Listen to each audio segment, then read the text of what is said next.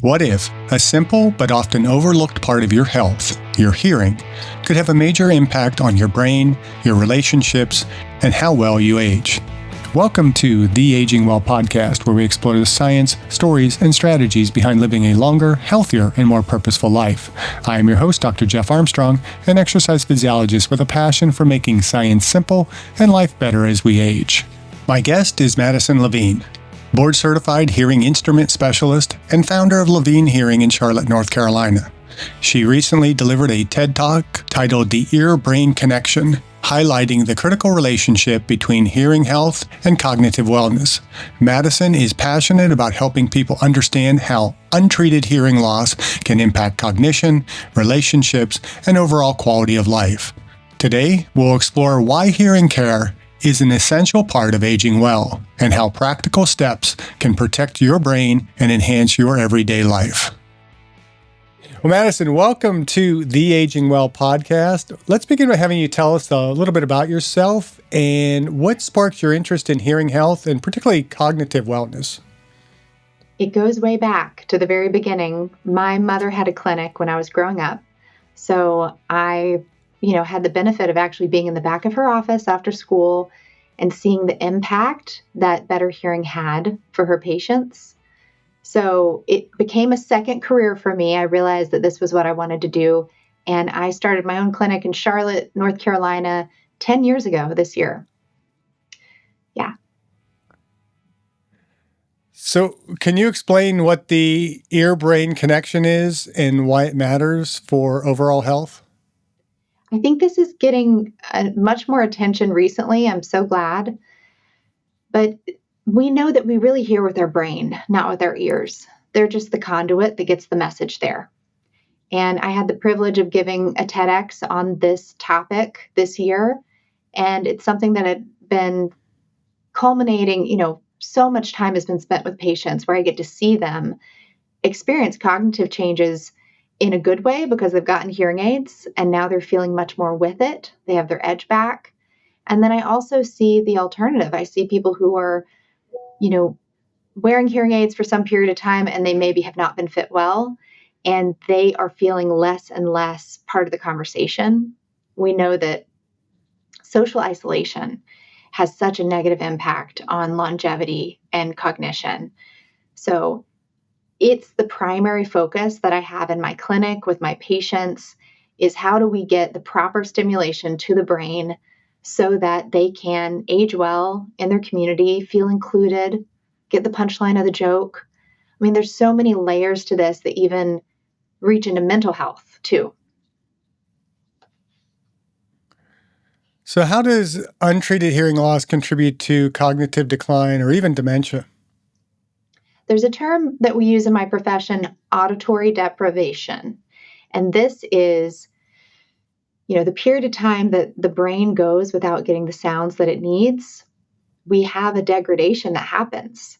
And so we say a lot of times, if you don't use it, you lose it. I see patients who have waited a long time after they've noticed a hearing issue before they get help. In the US, we actually know on average it takes 7 years after someone notices an issue before they actually get hearing aids. And during that time, they're missing all that stimuli. And so there's a few theories for why this has such a negative impact on cognition. But one is that when we're having to increase our listening effort to focus in, to understand speech, we're pulling energy away from other parts of the brain. We have a finite amount of energy to give. And so we've seen shrinkage in the areas of memory and cognition. And so that's really not good. And it makes me really happy to be some piece of the puzzle because we know that this is just one piece. I've seen your episodes, Jeff. You've got so many different angles that you're approaching to help people increase their well span, right? Not just that lifespan. And so it's really exciting to be at the front of that for people. And so you said it's about 7 years before people actually get help. Mm-hmm. My guess is then there's probably a good period of time when they're not even noticing that they have hearing decline and don't see those early warning signs. So what are the early warning signs that someone might be experiencing hearing-related cognitive impacts? Yeah. Before I got into this profession, I probably thought the way that most people do, that if I started losing my hearing, I would just find that everything seemed a little bit softer, that it would all get dimmer. But the reality is, very rarely does it actually show up like that. The early signs are that we start having some trouble in background noise. We start having trouble with clarity, specifically when someone is not facing us. So it's not that everything goes down, it's just situational at first. So people will say, well, why do I hear one-on-one just fine? I can hear you, no problem. But if you turn your head, it sounds like you're mumbling. That right there should be the cue for people to go get a baseline or, go get checked, because from there, it only gets worse and we start encountering some of that auditory deprivation. And how do we know that it's not us and it's us and not them? I mean, you get around people that tend to mumble a little bit, or, my wife is much shorter than me. And I find in conversations when we're talking with other people and we're in a loud room, I have trouble sometimes hearing. And I just kind of attribute it to the fact that there's all the background noise and I'm farther away from the source of the speech. And she also tends to talk rather softly. I think it's really funny that you mentioned the height difference, because my husband and I are a foot different. And so I'm talking to his chest. You're right. The reality is that we don't know for sure if it's us or them without getting checked. We really don't know. And so I would tell you, of the people who come into my office to get checked, about 10% of them don't actually have an issue. They thought they did. They came in because they wanted to address it. They're noticing some trouble communicating, and I'm able to clear them and say, okay, it's actually not you. It is them. They are mumblers. You're right. Your wife is a soft talker. So that happens, Yeah. absolutely. But for that other 90%, at least that make it through my door, I don't know that this is, scientifically, statistically correct across the whole world, but about 90% of them, I'm saying, okay, it feels like they're mumbling, but the reality is your ears are not getting the signal clearly.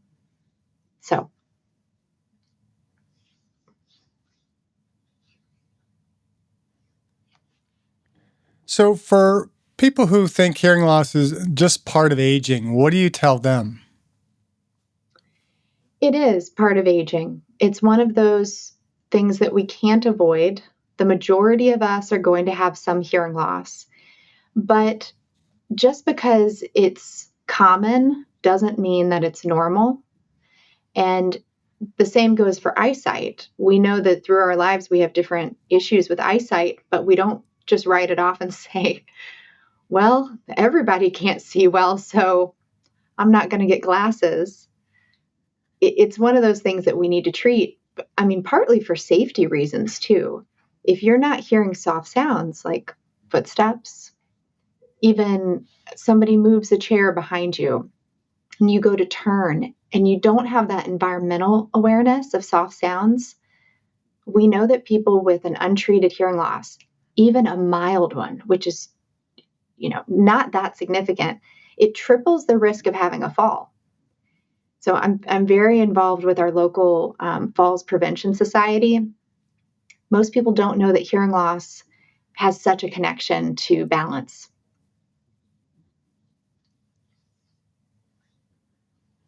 Yeah, I mean, and the vestibular system is so closely tied to, the ear canal and everything else. And so the anatomy, the physiology is right there. They're very much connected. Yes.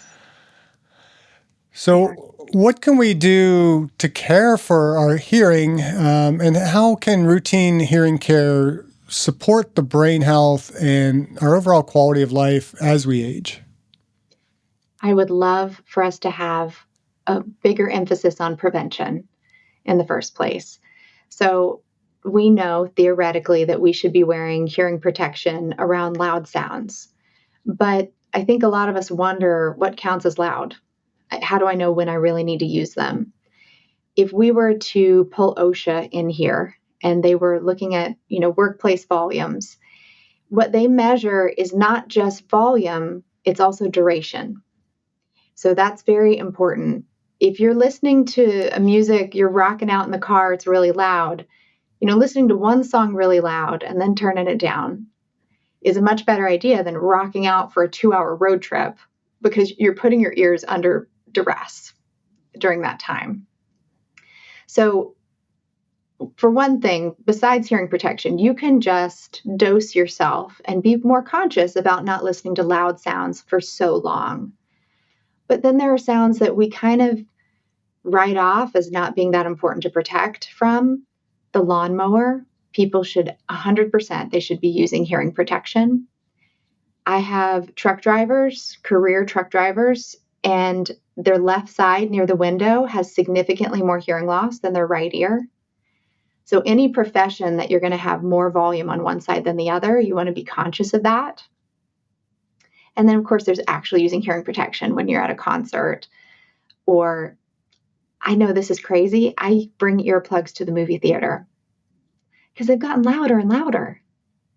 Why are they playing the movies that loud? I don't know. It's crazy. But the last That thing I'll say surround about sound prevention, is the experience. it is. It's your. You feel like you're really in the movie, right? The last thing I'll say about prevention is that we find that people who are healthier overall, they're going to have less hearing loss, because cardiovascular health is connected to our hearing health. We've got tiny vessels that are feeding our inner ear. And so people who have had cardiovascular events, strokes, they're much more likely to have hearing issues as well. Diabetics have triple the risk of hearing loss. So all the other things we do to take care of our bodies and age well are going to support our long-term hearing health too. If you're enjoying the Aging Well podcast, be sure to like, subscribe, or follow on your favorite platform so you will never miss an episode. And if you find our conversations helpful, please share the podcast with a friend, because aging is something we're all doing and we're better at doing it together. And support our guests in this podcast financially by visiting the affiliate links in the episode description below, and use the links or codes provided for discounts on products we have vetted and feel comfortable recommending to our valued viewers and listeners. Thank you, and now back to the podcast.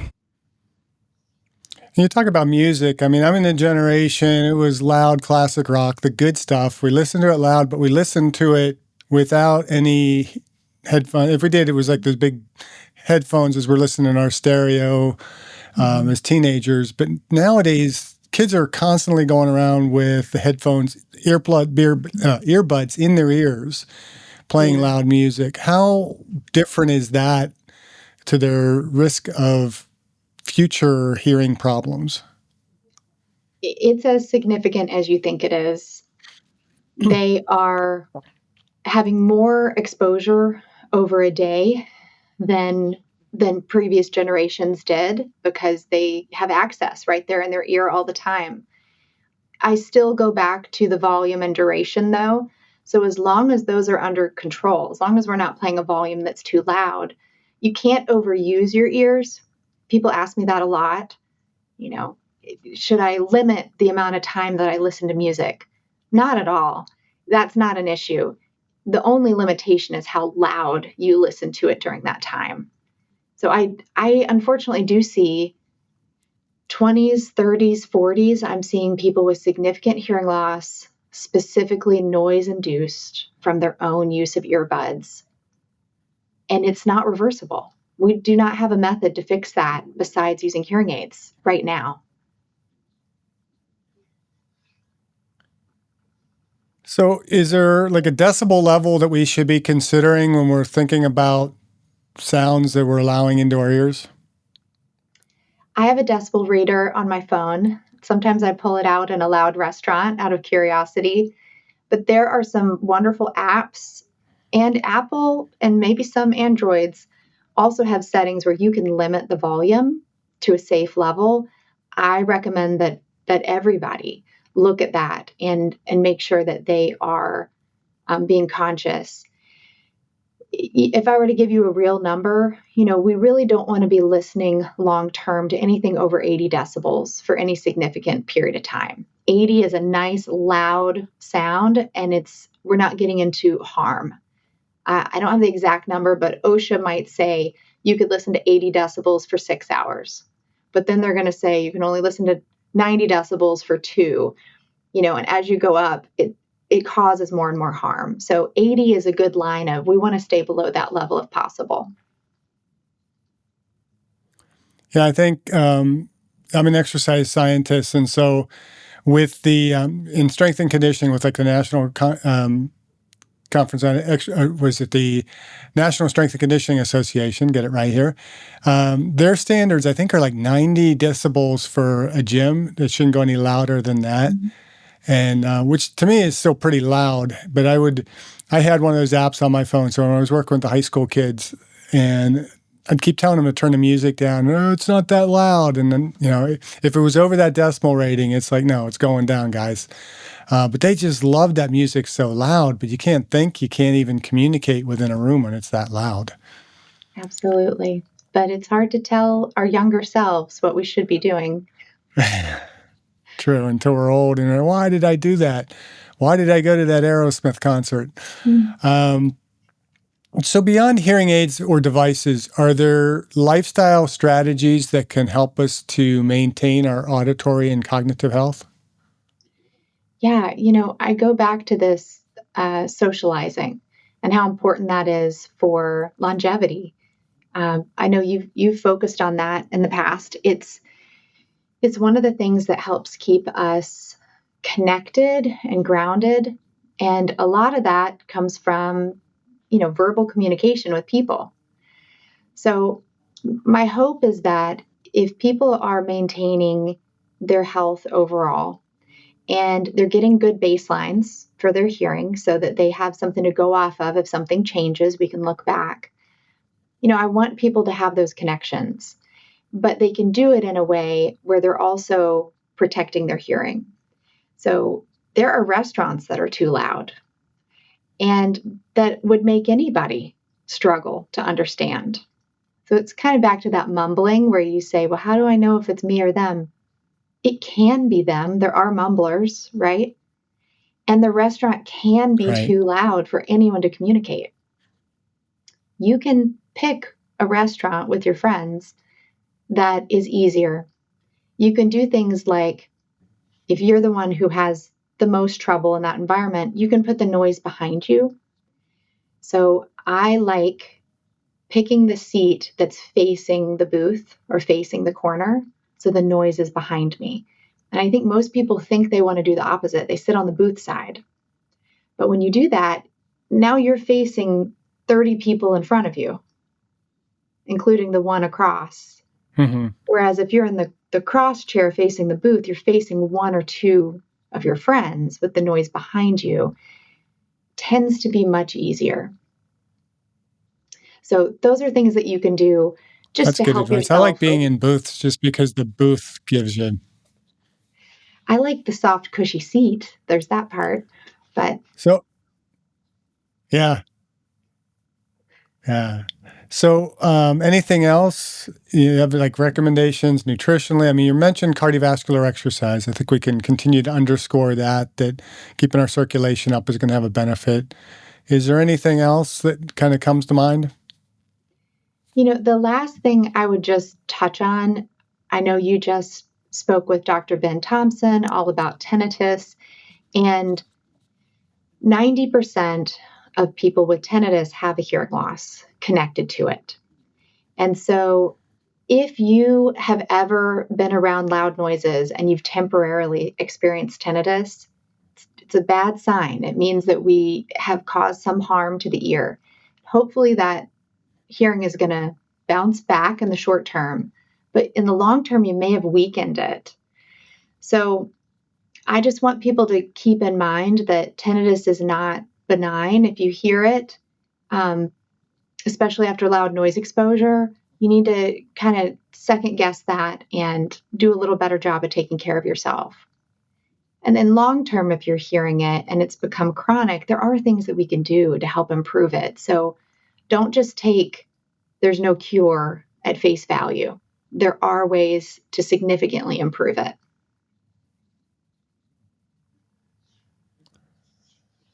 And so you've talked about social connection and how hearing loss can affect that. Why is this so important for aging or aging well? Well, we know that loneliness is so prevalent in our older population, especially the way that we're living today. We're not really living as a family unit, like a village. People are spread out, and we each have our own little plots of land, our own little homes that we're not exposed to as many people during the day. But loneliness has a huge impact on longevity. It increases, inflammation in the body, and it can decrease the immune system.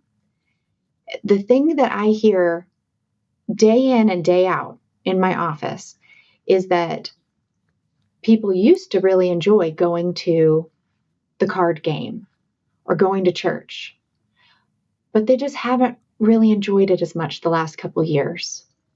And when we dig into it, we find out that they were misunderstanding people. I mean, they won't necessarily say it that way, but that's what was happening was they were feeling left out. They didn't catch the joke. They weren't sure who was talking about them. And all of that creates so many internal feelings that makes them start to withdraw from people. And this can become something they don't recover from emotionally. So we want to catch it early and treat it early and keep people feeling confident and wanting to be engaged. So what are the most common misconceptions about hearing and cognitive health that you encounter as a clinician? This message has definitely gotten more traction over the last couple of years that there's a connection between hearing and cognition. Sometimes people come in and they overstate it, and I want to be really cautious about that. They'll say, I don't want to get dementia, so I better get hearing aids. I say, whoa, back up a little bit. We have correlations. There are things that hearing loss can do that can affect your social interactions, your brain health, but this is not a direct one-to-one. You're not just going to get dementia because you had a hearing loss. That is not the case at all. So that's the one that I hear most often. And I think they're hearing the message and they're kind of boiling it down. But I don't want people to feel like there's a scare tactic or something.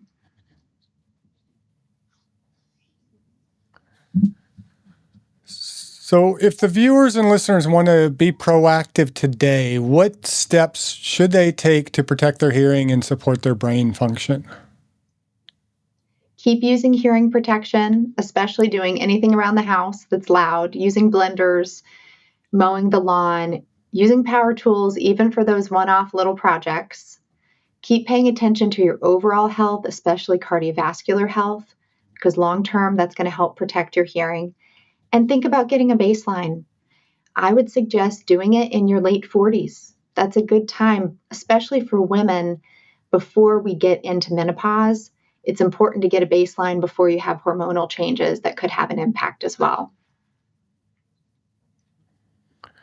Are there any lifelong recommendations? We often talk on this podcast how aging well begins at conception is what we generally say.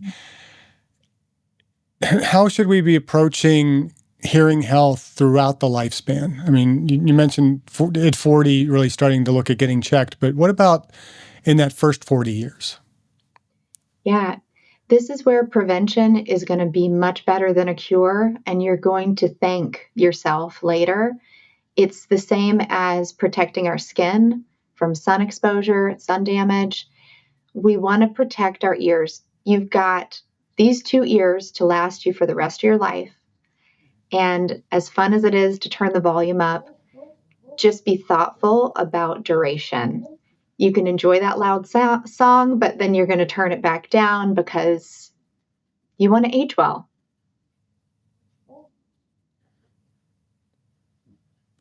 So speaking of aging well, how do you define aging well? My definition is I don't want life to change that much. 40s, 50s, 60s, 70s, I would like to still be able to spend time with friends on walks and restaurants. I want to be able to play games that I enjoy, even physical ones, whether it's playing some tennis or some pickleball. Nothing that is too extreme, but I don't want to have parts that have completely worn out because of overuse or misuse. There's some things that we can't avoid in life. We have genetics, there's environmental factors, but of the things we can take care of, I think we've got one body, and it's our job to be a good steward of that body and mind. So so speaking of being a good steward of mind and body, what are you doing personally to age well? So a lot of people are using trackers. I wear a Whoop, which is a wristband. It's similar to an Oura Ring. They're direct competitors. I pay a lot of attention to my sleep hygiene. So I've learned a lot about that over the last couple years. Looking at my HRV, I see a naturopathic doctor weekly over the last 2 years, and he helps me focus on my entrepreneurial goals, but also on my health and wellness goals. I do a lot of meditation and breath work. And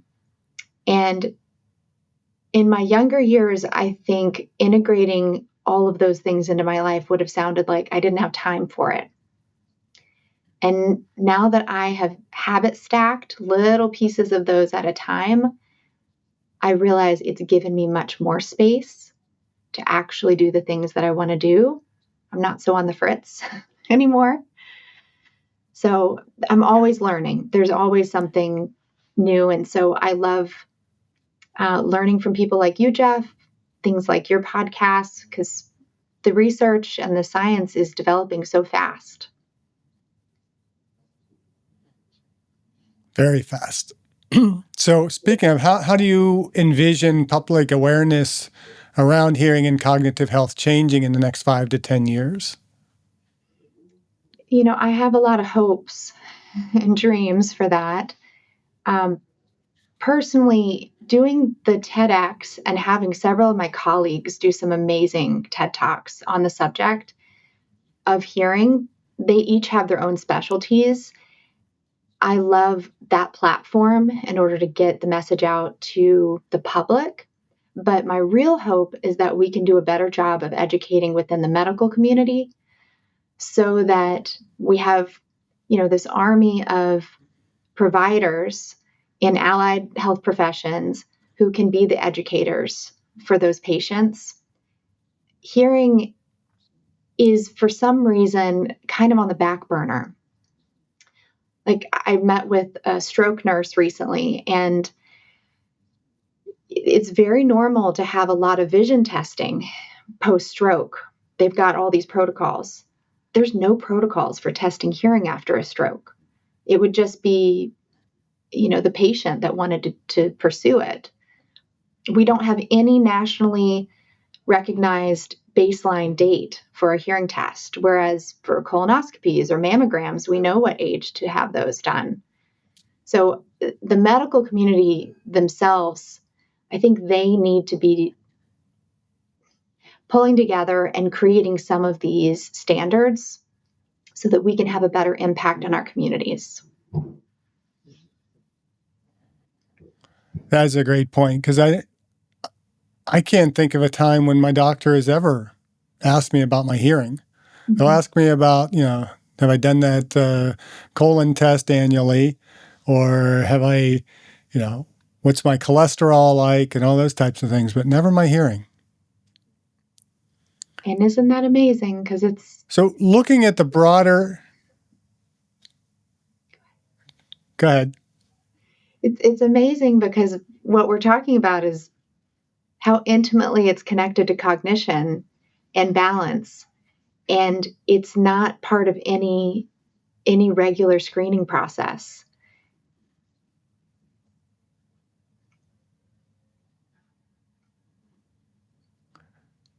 So looking at the broader picture of aging well, what role does hearing care play in sustaining independence and mental vitality? It's a significant role because our hearing is, it's how we are able to process information. So I have seen multiple patients this week who have delayed getting hearing care for multiple years. And even when I do fit them with hearing aids, it comes through with some distortion. And they're still misunderstanding words.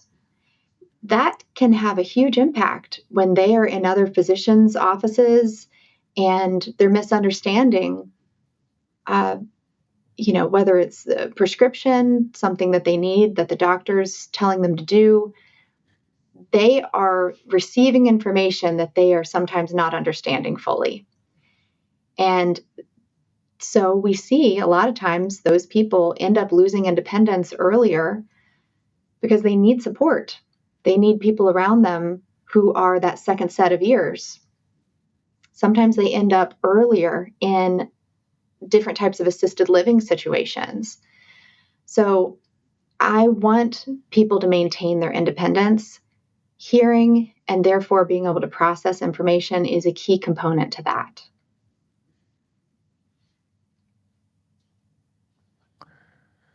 So is there anything we have not talked about today that you would like to kind of address with our audience?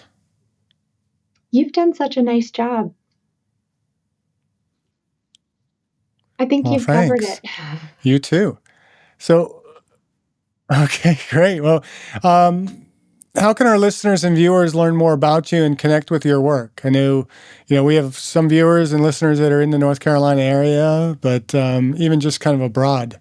Yeah. That TED Talk, we'll put a link to that in the description notes, but what else? Thank you. Yeah, my clinic, it's just a single location in Charlotte, North Carolina, Levine Hearing. But I have a website, madisonlevine.com. And so I enjoy putting out content about the ear-brain connection, just simply to educate. I've had the privilege of getting to present to my peers at all different national organizations over the last couple of years. And so you can follow me at madisonlevine.com. Well, we'll include all that in the description notes. This was a great conversation. I've learned a lot, and I hope our listeners and viewers have learned a lot, and will push their doctors to make sure they're getting their hearing checked regularly. And again, underscore, if you're over the age of 40, it's time to start having it checked. Mm-hmm. Put those headphones on. When you are doing work that is loud, take the headphones maybe off or turn that volume down when you're listening to music and try and keep it a little bit softer. We can crank a song here and there on the road trip, but not every song.